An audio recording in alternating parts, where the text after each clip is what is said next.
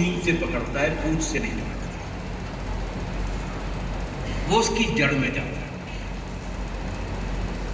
पैदा कैसे हुई जाती है?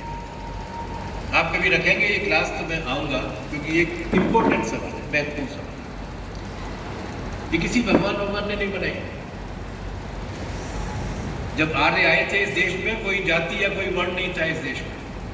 वो अपने साथ लेकर आए थे वर्णाश्रम की समझदारी, और साथ लेकर नहीं आए थे। यहाँ पर आकर उन्हें लगा कि एक तरीका हो सकता है। तो ऋग्वेद में वो दो वर्णों की बात करते हैं, ब्राह्मण और वैश्य। लेकिन बाद में 1-1.5 साल बाद वो ऋग्वेद को जब नए तरीके से लिखा जाता है तो उसमें उनको ब्राह्मण और वैश्य के बाद क्षत्रिय और शूद्र भी वो उसमें जोड़ देते हैं। ये उस वक्त की ऐसी प्रणाली है जिसमें इंटरचेंज हो रहा है। एक परिवार में एक बेटा वैश्य भी हो सकता है, एक बेटा क्षत्रिय भी हो सकता है, एक शूद्र भी हो सकता है।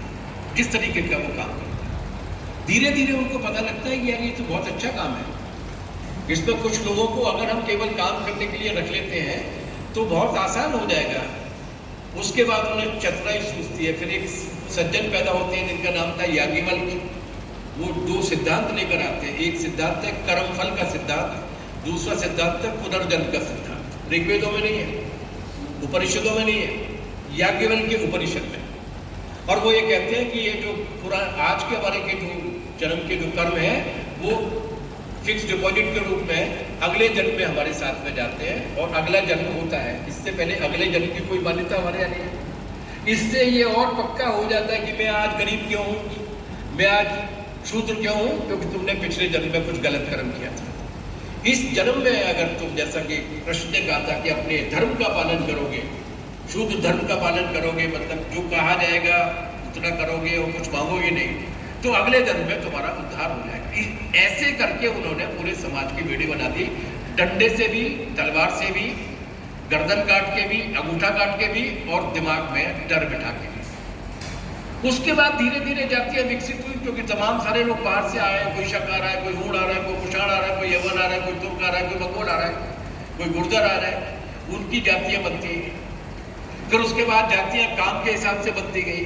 फिर उसके बाद अब एक ही आस पड़ोस में रह रहे हैं, जो अलग अलग जाति के लड़के और लड़की आपस में विवाह कर लेते हैं, उनके बच्चों का क्या होगा, एक नई जाति और बन गई। इस तरीके से काम के आधार पर, क्षेत्र के आधार पर, संबंधों के आधार पर जातियों का निर्माण होता रहा। लेकिन मोटे तौर पर उनका जो खाका है वो वर्णों के आधार पर तय होता रहा और इसे किसी ने खत्म नहीं किया।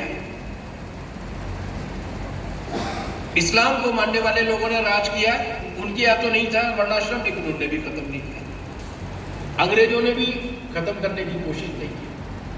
आजादी के बाद जो सरकार बनी उसे खत्म करना चाहिए था, उसने भी खत्म नहीं। क्यों नहीं खत्म किया? मार्क्स लिखते हैं किताब में कि भारत के जी ग्रामीण के जो समाज है वो बड़े विचित्र हैं। यहाँ वर्षों तक मालूम नहीं पड़ता कि बादशाह कौन है, राजा कौन है, वो बदल जाता है, नीचे तक खबर नहीं पहुंचती। क्यों? क्योंकि उस गांव को चलाने का अपना एक अलग तरीका है। एक साहूकार है, एक पुरोहित है, एक जमींदार है। ये तीनों लोग मिलकर तय करते हो। बाकी उन्होंने अपनी ग्रामीण अर्थव्यवस्था बना ली है। एक बढ़ई है, एक फलाना है, एक व्यवहार है, एक ये है, वो है। इनके दम पे ही चलते। अंग्रेजों ने आके देखा कि पूरे 5000 लोगों की आबादी वाले गांव को कंट्रोल करने के लिए 500 की सेना भेजने की जरूरत नहीं है।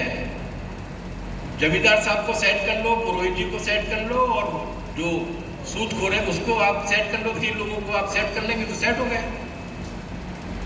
आपको सहयोग नहीं लगता कि जितने भी मुगल बादशाहों ने प्रेम किए और विवाह किए, उसमें उनको केवल राजपूत कन्या ही क्यों पसंद आई? बाकी कन्याएं क्या सुंदर नहीं थी क्या? इसलिए कि उन्हें मालूम था कि जोधपुर के राजा की बेटी के साथ शादी करने का मतलब है जोधपुर में रिश्तेदारी, जोधपुर का दामाद बन जाना।